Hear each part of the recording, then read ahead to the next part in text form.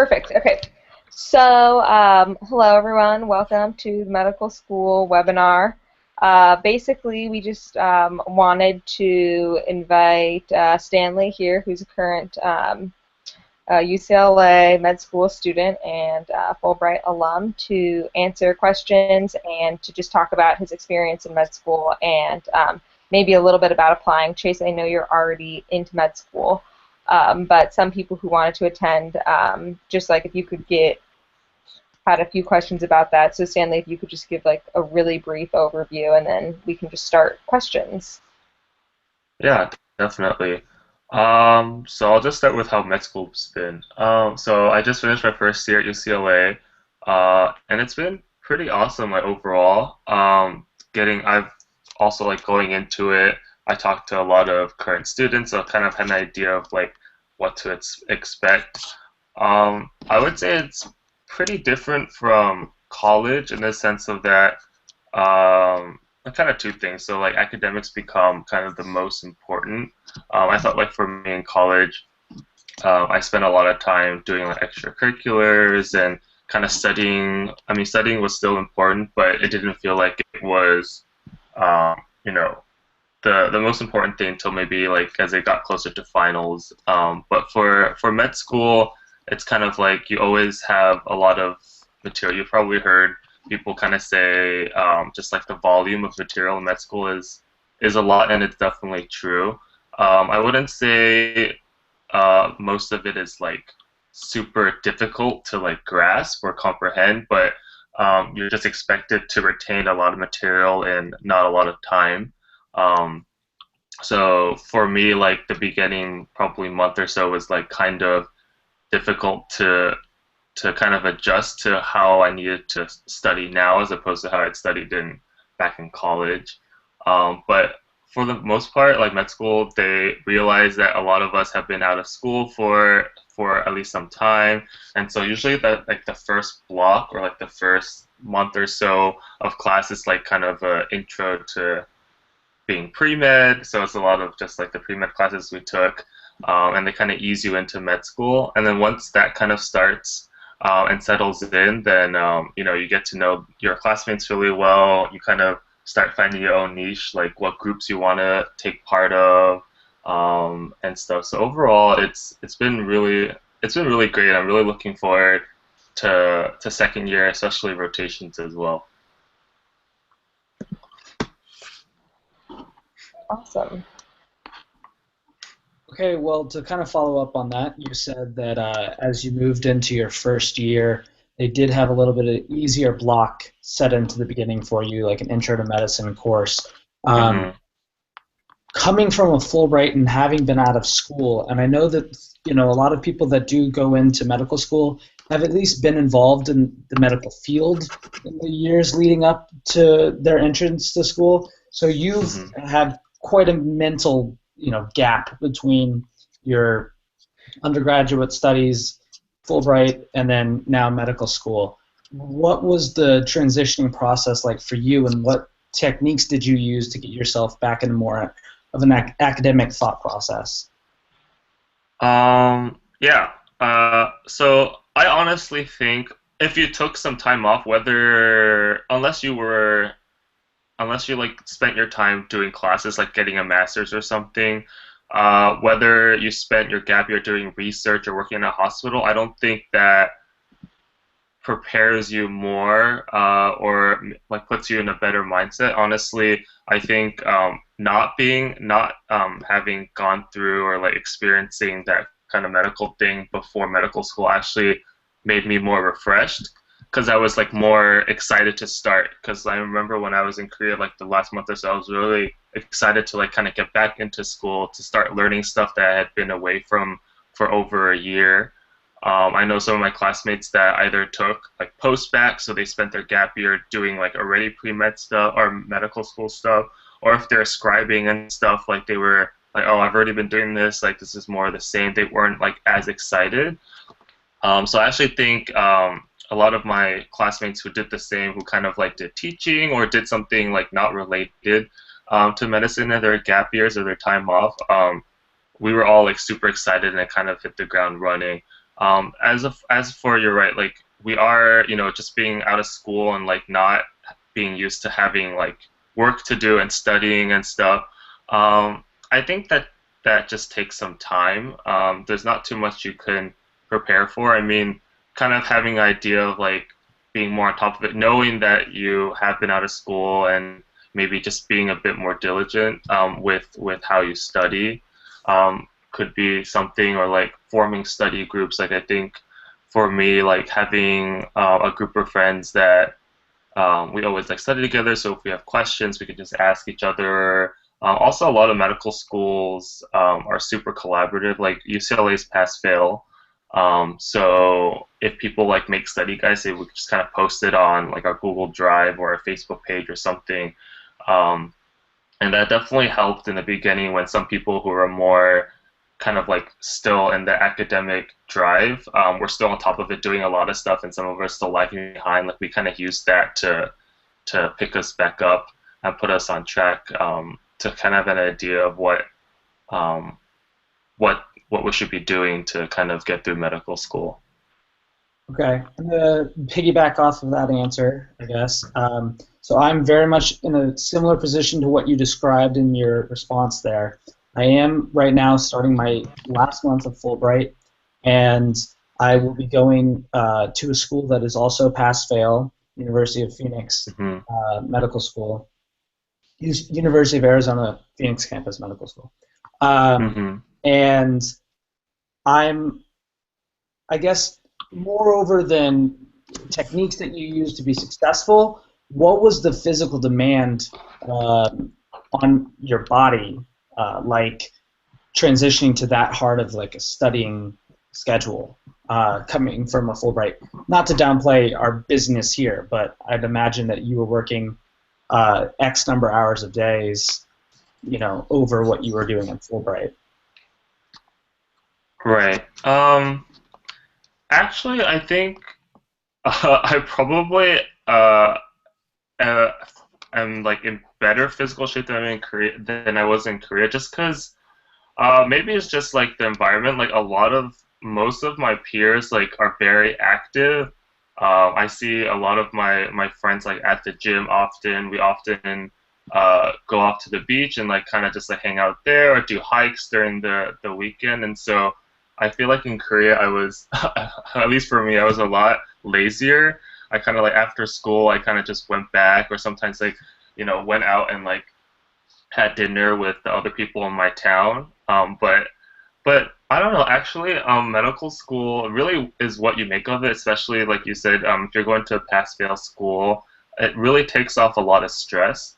And it's not to say that because it's pass-fail, you're gonna like, oh, I'm only gonna get exactly 70% or whatever to pass, and I'll just like only remember certain things. Like you'll still study really hard, but just knowing that it's okay. It's really okay not to know everything, and I think that takes a huge load off kind of your stress, like mental and physical stress. So I think it's been, at least personally for me, it definitely hasn't been a huge issue. I mean, there are times when it gets closer to exams, there is more studying, a lot more studying, and maybe like less late. It really depends on what you prioritize. And I think the thing with medical school is that kind of like extracurriculars are definitely not as big.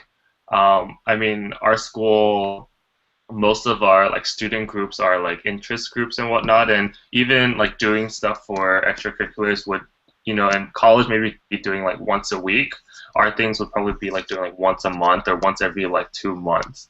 So at least personally for me, a lot of times like once you kind of finish school, which depending on your schedule could be like around afternoon, mid-afternoon, you have pretty much like 8-9 hours like every day of like your own time. So some of that will be studying, some of that would be eating dinner or other activities that you enjoy. So at least for the first year, I know definitely as you get to your rotations third and fourth year, then this answer will be totally different. But at least the transition from now until first year, I think it it won't be too bad. It'll just if you really really want to do well and know everything and be super prepared, then it may be a bit more physically demanding, just depending on how much sleep you get. But I think overall, like coming from Fulbright or whatnot, like I think you'll be fine.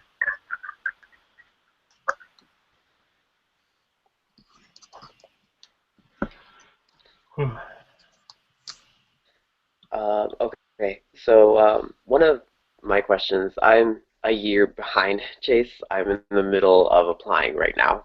Hmm. Um, so my questions pertain more to the application process itself, and maybe Chase, you can also provide some insight here. Um, I will be in Korea when I start submitting the secondaries.